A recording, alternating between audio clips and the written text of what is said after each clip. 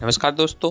आज की वीडियो में हम जानेंगे कि जो भी हमारी हाई मिल्क यील्ड वाली काउस है उसके बियात के 2 से 3 सप्ताह पहले या 1 महीना पहले उसका कैल्शियम जो है, हम एक्स्ट्रा कैल्शियम जो देते हैं उसको खुराक में, वो बंद क्यों कर दिया जाता है, क्या है उसके पीछे का रीज़न। तो दोस्तों, जो भी गाय है हमारी, हम सबको पता है जब वो डिलीवरी देती है तो उसको कैल्शियम की रिक्वायरमेंट जो है वो ज़्यादा रहती है।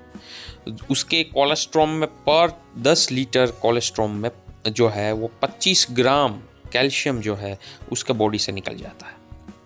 तो अगर मान लीजिए कि एक गाय दिन का 20 लीटर कोलेस्ट्रॉम निकाल रही है तो 50 ग्राम कैल्शियम तो उसी में निकल जाता है। तो उसको तो हमें और जो है कैल्शियम, उसकी जो काल्विंग है, जब वो बियाने वाली है उससे पहले कैल्शियम देना चाहिए, तो बंद क्यों कर दिया जाता है। ये बहुत ही इंपॉर्टेंट टॉपिक है, थोड़ा साइंटिफिक टॉपिक है। और अगर आप एचएफ गाय से या जर्सी गाय से एक अपनी डेयरी को जो है वो बढ़ाना चाहते हैं, या हाई मिल्क यील्ड जो 40-50 लीटर या 60 लीटर वाली गाय लाना चाहते हैं, तो ये टॉपिक आपको समझना बहुत ही इंपॉर्टेंट है। क्योंकि लोग क्या करते हैं, जिसको पता नहीं होता, वो अंत तक ड्राई काउस को भी कैल्शियम देते रहते हैं और बाद में उसको जब बिया जाती है तब मिल्क फीवर, जी हाँ, मिल्क फीवर का नाम आपने सुना है, मिल्क फीवर हो जाता है। अब आप कहेंगे कि मिल्क फीवर तो कैल्शियम की कमी से होता है, कैल्शियम देने से मिल्क फीवर कैसे हो जाएगा। तो उसके पीछे का आज पूरा साइंटिफिक रीज़न जो है वो मैं आपको इस वीडियो में बताने वाला हूँ। तो वीडियो को लास्ट तक जो है वो ज़रूर देखें। और अगर अभी तक आपने चैनल को सब्सक्राइब नहीं किया तो सब्सक्राइब ज़रूर कर लें, ताकि ऐसे ही इंफॉर्मेटिव और साइंटिफिक वीडियोस डेयरी फार्मिंग के आप तक पहुंचते रहें। तो दोस्तों, होता क्या है कि जब भी गाय को या हमें किसी को भी कैल्शियम की जो है ज़रूरत पड़ती है, तो हम क्या होता है कि बोन्स जो होते हैं वो बोन्स में कैल्शियम स्टोर होता है और वहाँ से जो है वो कैल्शियम ब्लड में आ जाता है। इंटेस्टाइन के थ्रू ही वो जो है पूरा प्रोसेस होता है, ब्लड में आ जाता है कैल्शियम, और जो है वो उसका यूज़ काऊ कर सकती है। अब अगर हम बाहर से उसको कैल्शियम देते रहते हैं, ठीक है, तो जब ड्राई भी हो गई है और दूध भी नहीं दे रही और बाहर से हम कैल्शियम देते रहते हैं, तो उसका मेटाबॉलिज्म जो है, जो बोन से कैल्शियम निकालने का, वो कमज़ोर पड़ जाता है। और जब उसको एक साथ जब डिलीवरी होती है तब एक साथ कैल्शियम उसकी ज़रूरत होती है, और बाद में जैसे कोलेस्ट्रॉम में भी कैल्शियम की ज़रूरत होती है, तब वो कैल्शियम बोन्स में से निकाल नहीं पाती, क्योंकि उसको तो उसका मेटाबॉलिज्म जो है ना पूरा, वो वीक हो जाता है। तो इसीलिए जितना ब्लड में होता है वो सारा कैल्शियम उस ब्लड में से निकल जाता है, और उसको जो है कैल्शियम की डेफिशिएंसी के कारण उसको मिल्क फीवर की बीमारी हो जाती है।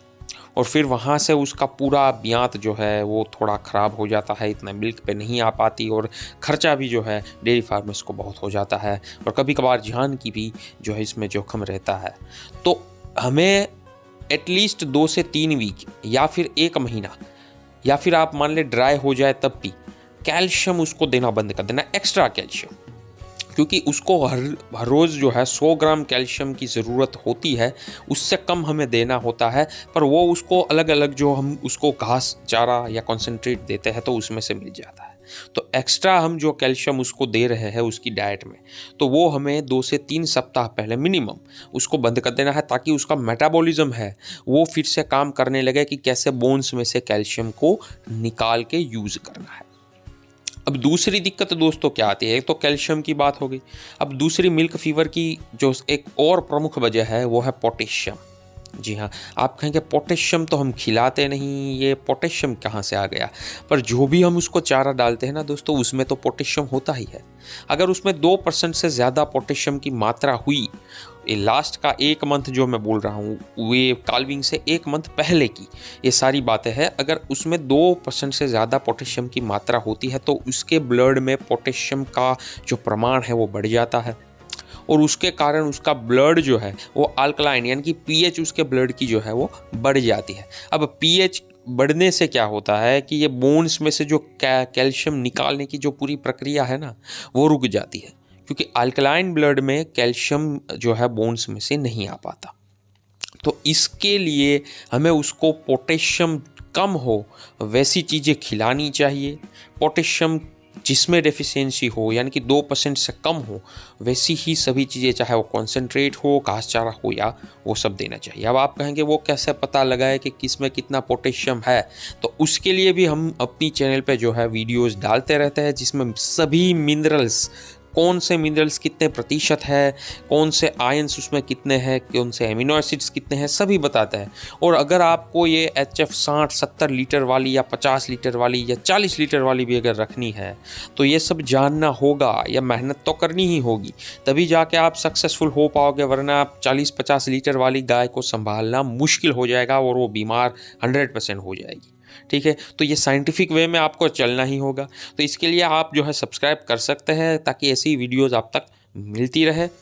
तो ये पोटेशियम, अगर मान लीजिए SHR में पोटेशियम बढ़ कैसे जाता है कि हम जो फर्टिलाइज़र डालते हैं ना, खाद, उसमें पोटेशियम की मात्रा ज़्यादा होती है, तो इसके वजह से वो फर्टिलाइज़र की वजह से जो है वो चारे में भी पोटेशियम की मात्रा बढ़ जाती है और गाय के ब्लड में भी बढ़ जाती है। तो उसको कंट्रोल करने का भी एक तरीका है। अगर मान ले उसका आपने लैब किया और उसके ब्लड की pH ज़्यादा आई, तो उसको कम करने का या उसको न्यूट्रल करने के लिए आपको उसको एनायोनिक सॉल्ट्स देने होंगे। अब ये एनायोनिक सॉल्ट्स क्या है? अब मान लीजिए ऐसे सॉल्ट्स है जिसमें नेगेटिव चार्ज रहता है। अब ये सब आपको समझने की ज़रूरत नहीं है, आप सिर्फ नाम लिख सकते हैं। एमोनियम क्लोराइड हो गया, कैल्शियम क्लोराइड हो गया, ये सब एनायोनिक सॉल्ट्स है, और कितनी मात्रा में देने हैं वो आप अपने वेटरनरी डॉक्टर से भी सलाह ले सकते हैं, क्योंकि गाय के बॉडी वेट और उसके ब्लड की pH पे डिपेंड करता है। तो ये सभी चीज़ें जो है वो बहुत ही इम्पोर्टेंट रहती है एक बहुत ही ज़्यादा दूध देने वाली गाय को संभालने के लिए। वरना 5 या 10 लीटर दूध जो करती है दिन का, उनके लिए कोई दिक्कत नहीं आती। अगर आप उसको कैल्शियम कम ज़्यादा करें तो भी कोई दिक्कत नहीं आती, क्योंकि उसको उतना स्ट्रेस नहीं लेना। तो दोस्तों, आशा करता हूँ कि ये वीडियो आपको पसंद आई होगी। थोड़ी साइंटिफिक थी तो समझने में हो सकता है बहुत से लोगों को दिक्कत हुई हो, समझ में कुछ ना आया हो, तो आप कभी भी मुझे कमेंट भी कर सकते हैं और व्हाट्सअप भी आप कर सकते हैं। मैं कभी भी जो है वो आपके हर एक सवाल का जवाब दे दूँगा। कोई दिक्कत नहीं, कोई परेशानी नहीं। पर इसके लिए एक बार प्लीज़ वीडियो को लाइक ज़रूर कर दें और चैनल को सब्सक्राइब ज़रूर कर दें। धन्यवाद।